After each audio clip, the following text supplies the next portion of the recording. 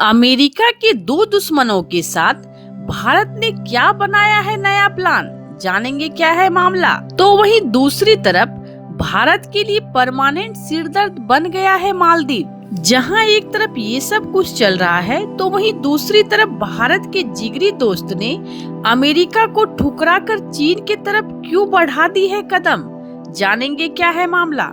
Geopolitics में बहुत कुछ चल रहा है, जानने को मिलेगा बहुत कुछ। आइए जानते हैं इन खबरों को विस्तार से।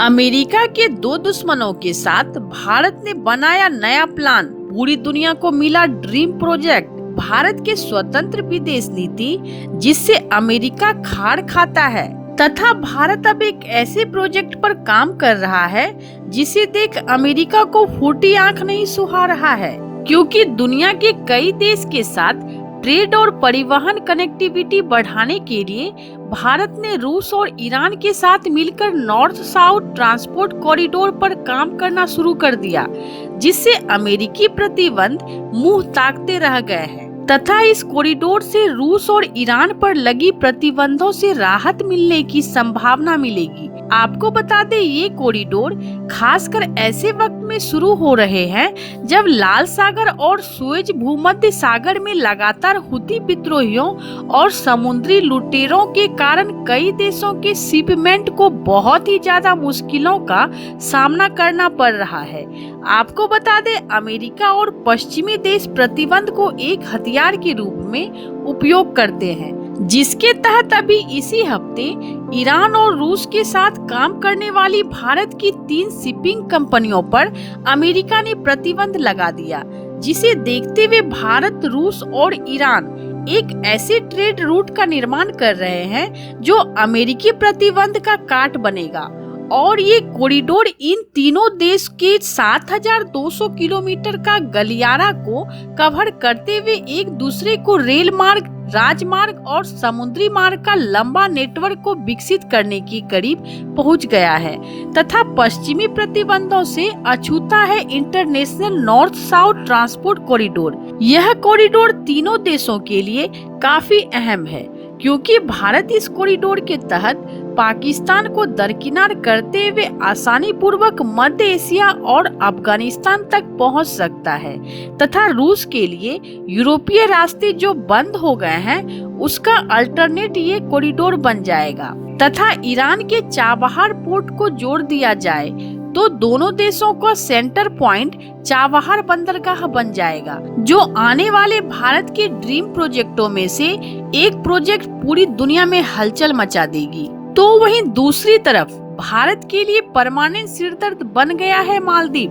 तो वहीं भारत के खिलाफ हिंद महासागर में कट्टर दुश्मन चीन का पनाहगार बन गया है मालदीव। पिछले हफ्ते हुए संसदीय चुनाव में भारत समर्थक मालदीवियन नेशनल पार्टी का सुपड़ा साफ होते ही मोहम्मद मोइजू पूरी ताकत के साथ देश के राष्ट्रपति पद संभालेंगे। पूरी ताकत इसलिए कहा जाता है क्योंकि अभी तक मालदीव की संसद में भारत समर्थित पार्टियों का बहुमत था, जिसके कारण मोहम्मद मोइजू को कई फैसलों को रोकने का अधिकार भी था। लेकिन अभी स्थिति काफी बदल गई है तथा इसका असर दिखना शुरू हो गया है, जिसके तहत 4,500 टन वजनी एक उच्च तकनीक वाला चीनी जासूस जहाज मालदीव के जल क्षेत्र में वापस लौट आया है, जिसे थिल्लाफूसी औद्योगिक द्वीप के बंदरगाह पर खड़ा किया गया है। ये जासूसी जहाज भारत के लिए परमानेंट सिरदर्द बन गया है।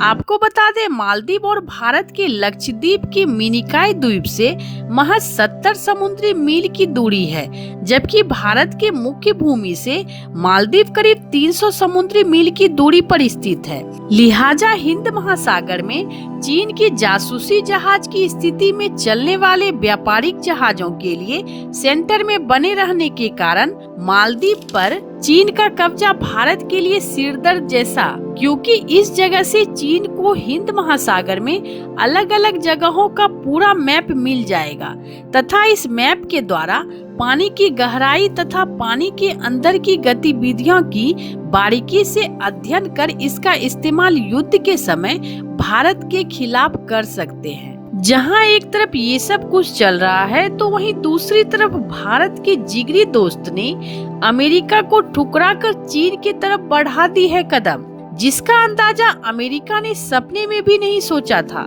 तथा इसके इस हरकत ने दुनिया की सबसे खतरनाक फाइटर F-35 को कवार की नजर से देखते हुए चीन की 5वीं पीढ़ी के J-20 स्टील्थ लड़ाकू विमान खरीदने की योजना बना दी। आपको बता दें, भारत के जिगरी दोस्त यूएई ने अमेरिकी फाइटर जेट्स F-35 को एक सिरे से खारिज करते हुए बहुत जल्द एक बड़े सौदे का ऐलान चीन के साथ कर सकता है।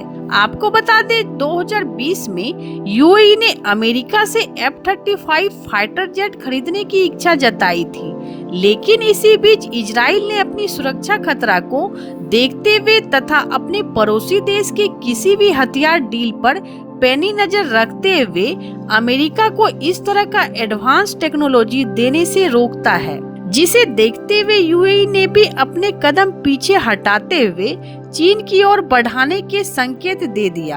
आपको बता दें, यूएई और चीन के बीच धीरे धीरे बढ़ते हुए संबंधों के मजबूत होने के आसार इस फाइटर जेट्स डील के साथ और भी प्रगाढ़ हो जाएगा। ऐसे यूएई पहले से ही चीनी फाल्कन L-15 एडवांस ट्रेनिंग विमान खरीद चुका है और अब अपने बेड़े में J-20 को चुनता है, तो वास्तव में अमेरिकी प्रभाव को कम कर देगा यह डील। ऐसे इन सब मामलों में आपको क्या लगता है? आपकी क्या राय है? कमेंट कर जरूर बताएं। जल्द मिलते हैं अगले वीडियो में नई खबर के साथ।